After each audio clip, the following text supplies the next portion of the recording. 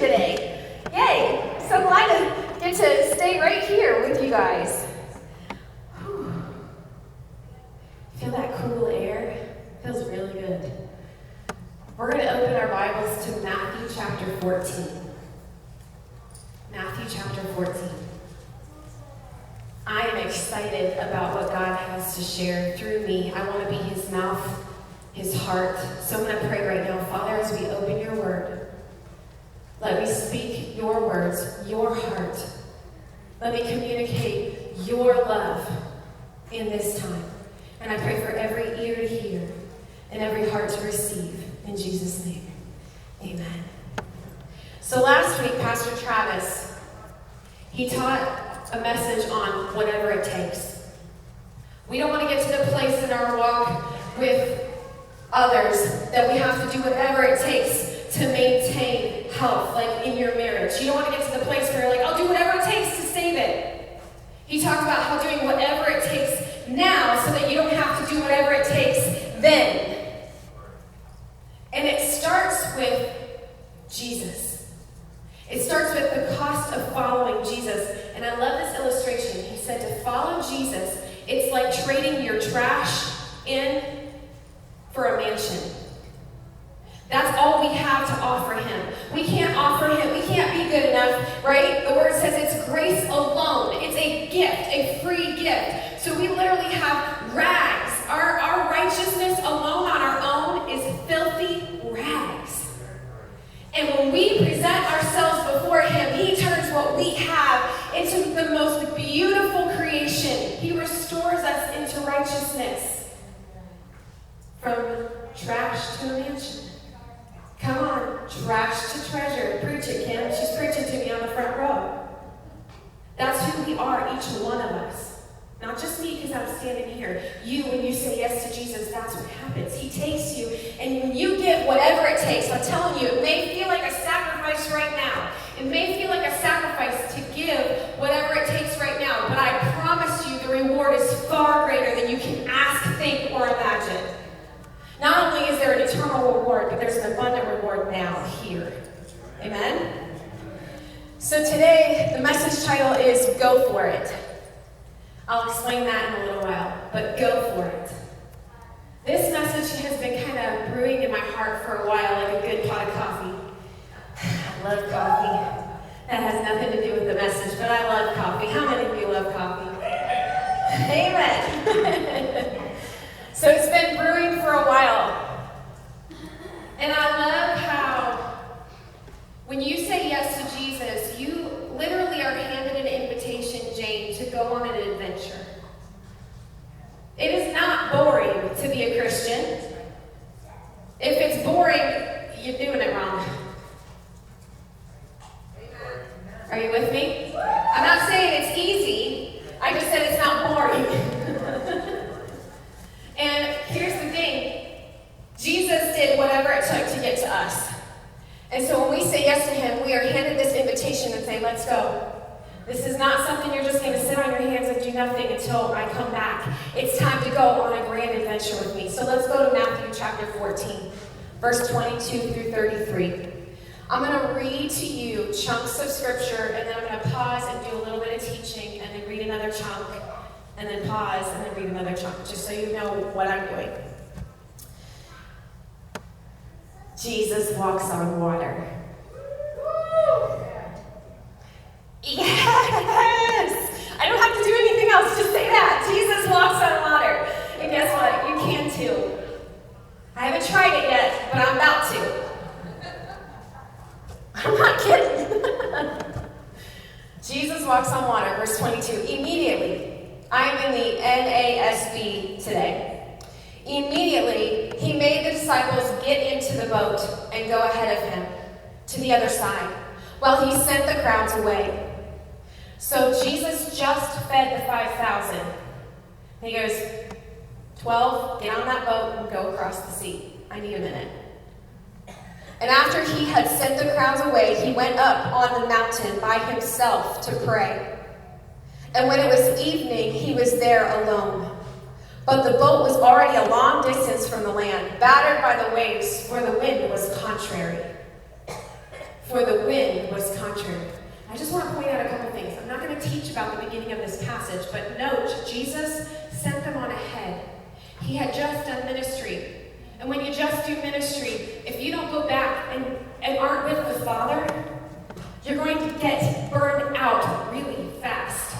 So he set a great example. This isn't the message today, but he set a great example for us. Many times throughout the New Testament, we see him going away to be alone with the Father. You want to walk on water, that's what we have to start with. Come on. Okay, so the other thing I was thinking about was Jesus sent the disciples in the boat and said, go across. How did they think he was going to get across? They went with the boat across. And he said, I'll meet you on the other side. Do you ever think about that? Didn't click with them that something supernatural or another boat, there could have been another boat. But the thought process of he's going to do something crazy cool to get to be with us didn't really click with them. But how cool is that? I think that's really neat to think about. You can only assume, but hey, nothing is impossible for him. So I wonder what the disciples were thinking. What is he going to do? So he sent them across. And it says the boat was a long distance off. A long distance in the Greek is stadia, or stadion. It means many, many. And it also means, in our terms, 600 feet. So many 600 feet distances out to sea. So they weren't just, in shallow water where he could have jumped through and got to them. They were out at sea. They were in the middle of a squall, a random storm, but it wasn't random. Come on. Nothing that Jesus does and nothing that happens around us is random. They were in the middle of the storm, being battered by the waves, for the wind was contrary. I want to take this to present day. How many times do you feel battered by the waves? How many times do you feel like, is this storm ever going to end? Come on, let's be honest. Like, I love you, Jesus, and I know you're with me, but this is stinking hard. And I am tired, and I am hurting, and I feel broken, and I might feel a little seasick. They're in the middle of the night, in the middle of the storm, and they are being battered by the waves, and the wind was contrary. That's scary, isn't it? When the wind is contrary, you don't know if there's a tornado, a hurricane, or what is going to happen.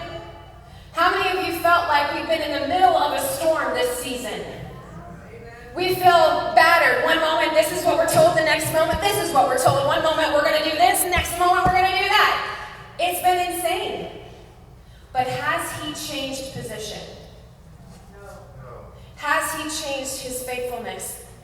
No matter what storms we walk through, he doesn't change. Right? Oftentimes, the storms are great distractions. Come on. How many of you go down the rabbit hole of social media every day? You start to read something else, and you go read something else, and you go read something else, and you go listen to something else, and all of a sudden, you are internally in turmoil. You are internally in fear.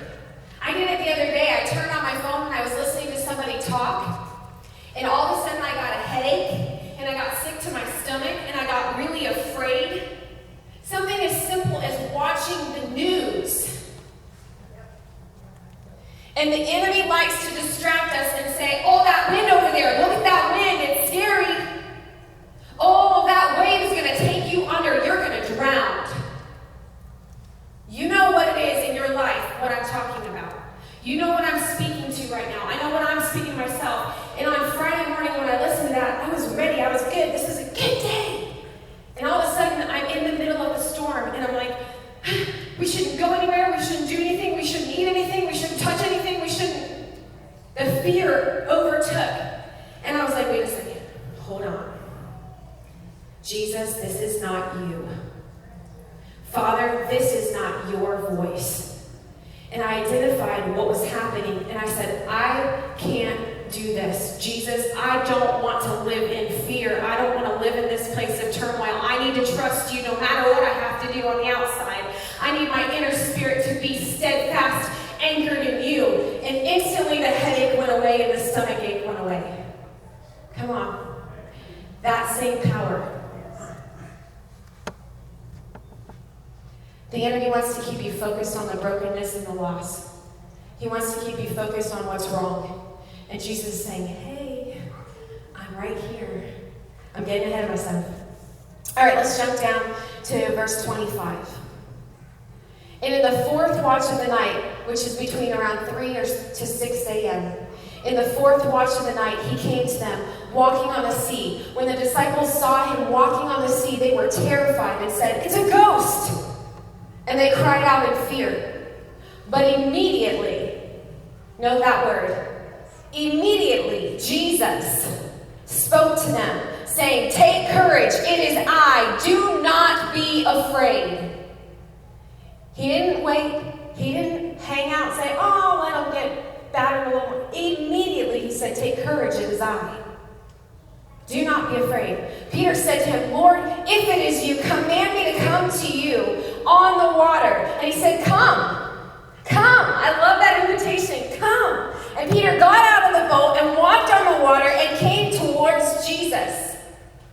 I want to point out something. How many disciples said, hey, Lord, command me to come to you and I'll come? How many? One. Sometimes people around you are going to say, you're crazy, you're too bold, you're too faithful, you're too this, you're too that. And you know what Peter did? He got out of the boat anyway. He asked anyways. He did it anyways. Come on. Lord, let me be bold like Peter. Peter probably looked a little bit foolish. Peter didn't always get it right. Peter was kind of loud and sometimes really expressive and really like me. I kind of relate to him a little bit. He says things and he's like, oh, no. But in this circumstance, he knew who Jesus was and he said, hey, command me to come. Tell me to come. In the NASB commentary, it says Peter was not putting Jesus to the test, something we are told not to do in Matthew 4:7. Instead, he was the only one in the boat to react in faith. He was the only one in the boat to react in faith. His impulsive request led him to experience a rather unusual demonstration of God's power. I love that. His impulsive request led him to experience something miraculous. It is okay to do the same things Jesus does. Are you hearing me? I can't do that. What if he doesn't, what if I sink? What if I fail? What if he doesn't heal that person? I can't ask him that. I'm not good enough. Or that's too small. He doesn't really need to be worried about that thing because there's bigger things that he needs to be taken care of. We never need to be ashamed to go to our Savior and ask. He said, ask and you will receive. Seek and you will find. Knock and the door will be open to you. Never be afraid to ask. And you know what? If you've seen Jesus do it, then that's the ground you have to stand on and say, I can do that too. You see, the disciples just saw a miracle of feeding 5,000 people. The bread passed through their hands. They saw the bread multiplied with their very own hands. They had just seen a miracle, and they're out in the middle of the sea, and they missed it. If you read in John and in Mark, it says they missed it. They missed the fact that they had the authority over the wind and the seas because they had just seen Jesus supply when there was a deficit. There's a deficit here. We're in the middle of the storm. We're going to die. And they didn't say, hey, that authority of the bread passing through my hands, I have that over the wind and the seas. What Jesus does, we can do. Come on.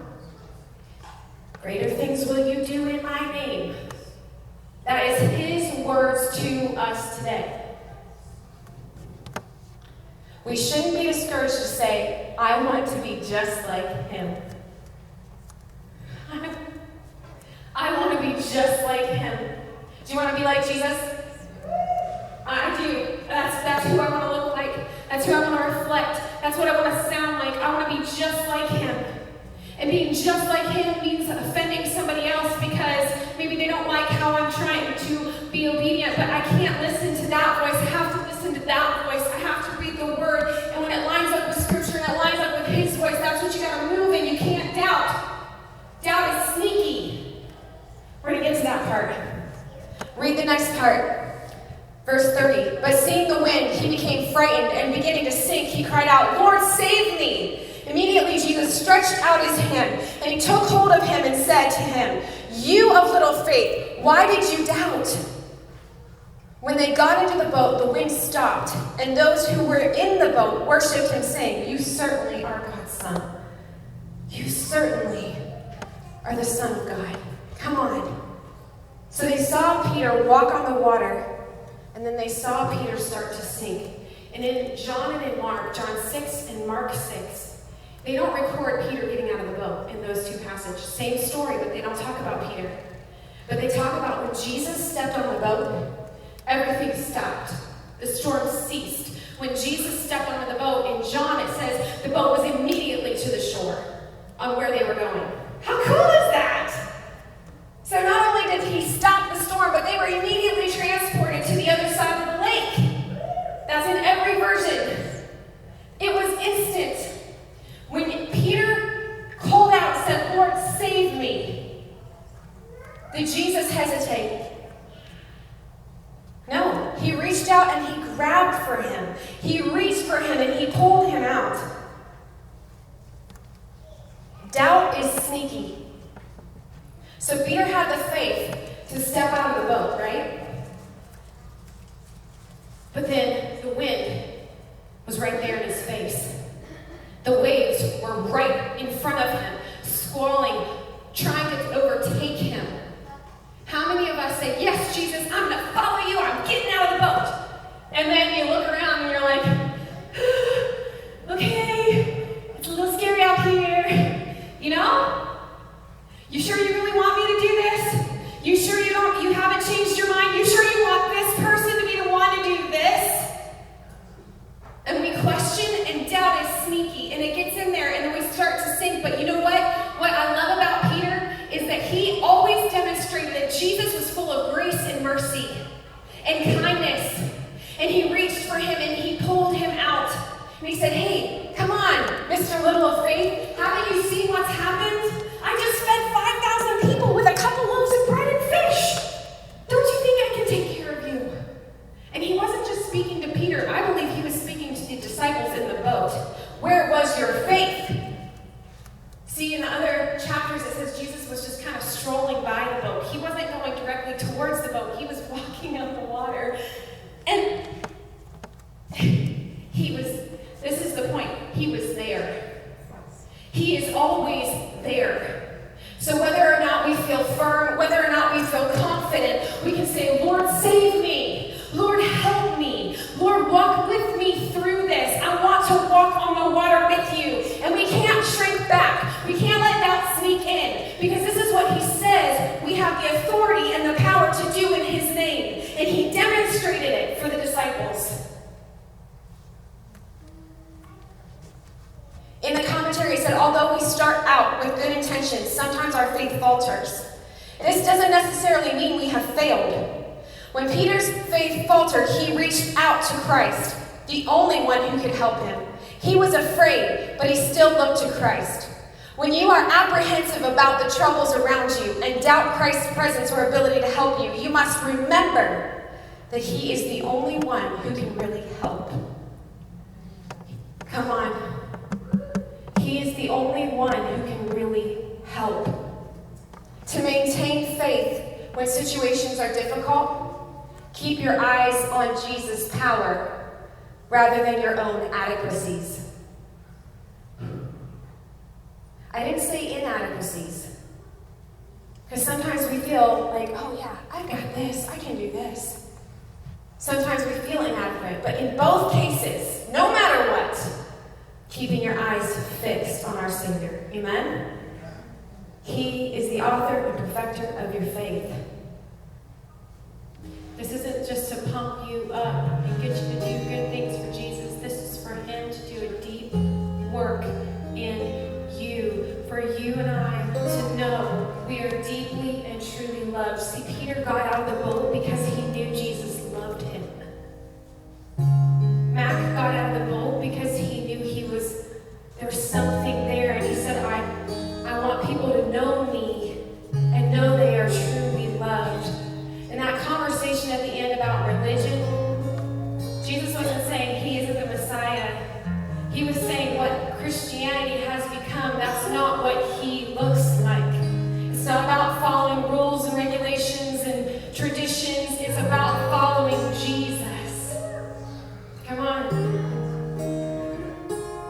And in following Him, we get the opportunity to take that step and say, okay, this is really bad. It hurts. You don't understand the rejection I faced. You don't understand the addiction. It's got me by the neck. You don't understand. And He's saying, hey, just come. That word come, it means go for it. When Jesus said to Peter, come, He was saying, get out of the boat. Go for it. When you need healing, He is right there. Come on.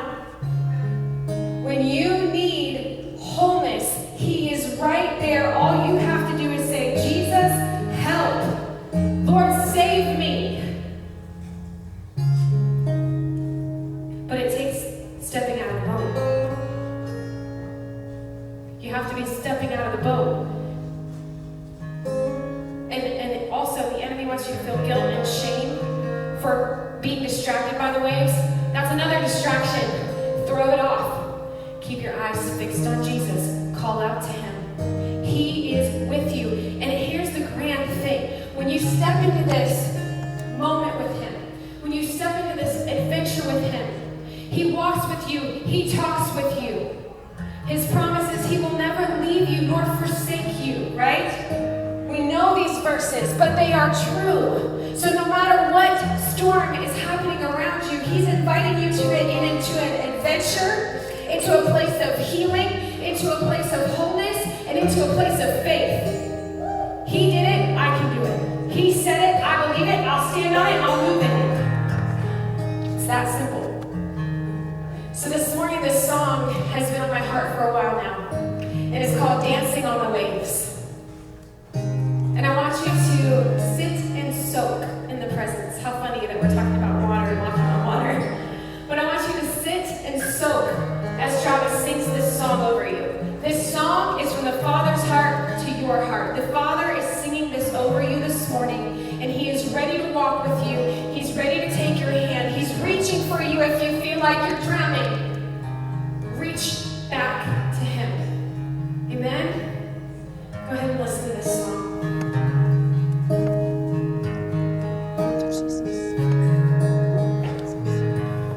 I'm standing at your door. My heart is calling yours. Come and fall into my arms. You're weary from it all. Been running for too long. I'm here to bring you home. I'm reaching out, I'll chase you down. I dare you to believe how much I love you now. Don't be afraid, I am your strength. We'll be walking on the water, dancing on the waves.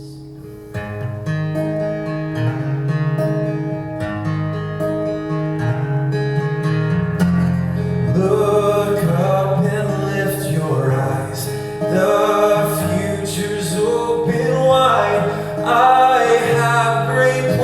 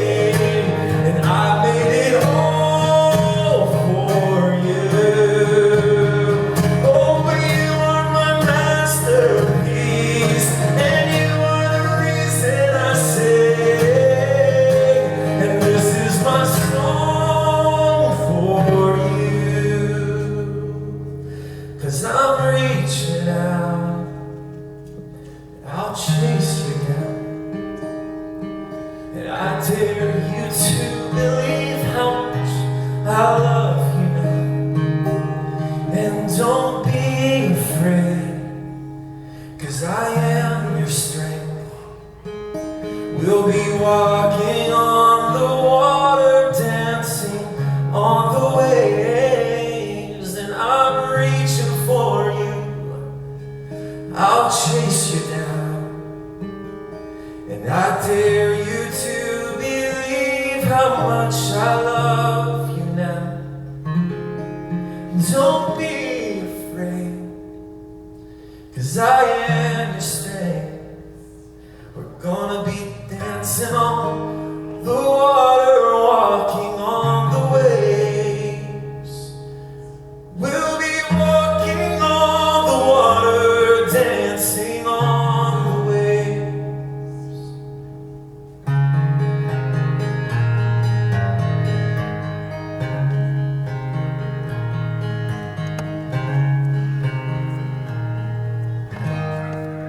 Thank you, Jesus. He really is that good. He really is that good. No matter what it looks like, He's inviting you to a great dance. So this morning together as a church, as His body, as His bride, I want to invite you to do something with me. I want to invite you to take a step out of the boat.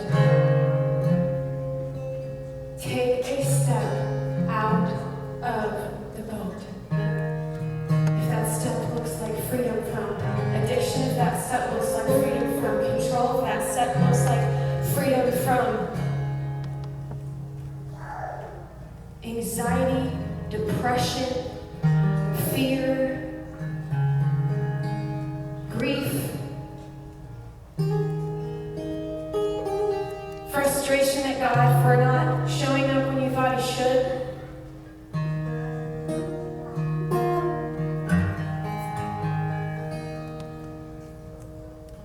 You name it. We're going to take a step together as we stand this morning. But don't stand yet. You're standing. Amy's like ready to jump over the pew. You're standing to say, hey, you're not just standing up to leave, okay? You're standing up to say, hey, yes, that happened. Yes, that is what the enemy is trying to drown me with. But I'm going to take a step out of the boat. I'm going to take a step of faith and trusting because He is trustworthy and He is inviting me into a great adventure and He's going to show up every single time. So would you stand with me in that thought process, stepping out of the boat? Come on, praise Him. He's worthy. Come on. Thank you, Jesus. Thank you, Jesus. Thank you, Jesus. Thank you, Jesus. He's showing up right now. There are some of you who right now are just breaking. Your spirit is breaking into surrender. You are just moving into the place of, okay, Jesus, all of you and nothing less. Let's go. I'm ready.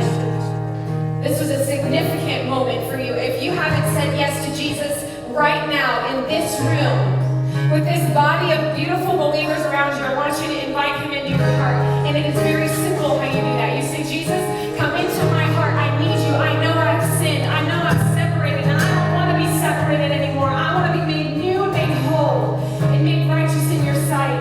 Forgive me. Walk with me. Lord Jesus, help. And guess what? He says to you right now, welcome, daughter, welcome, son. You are mine. I am yours. And now you walk in that same authority that I walk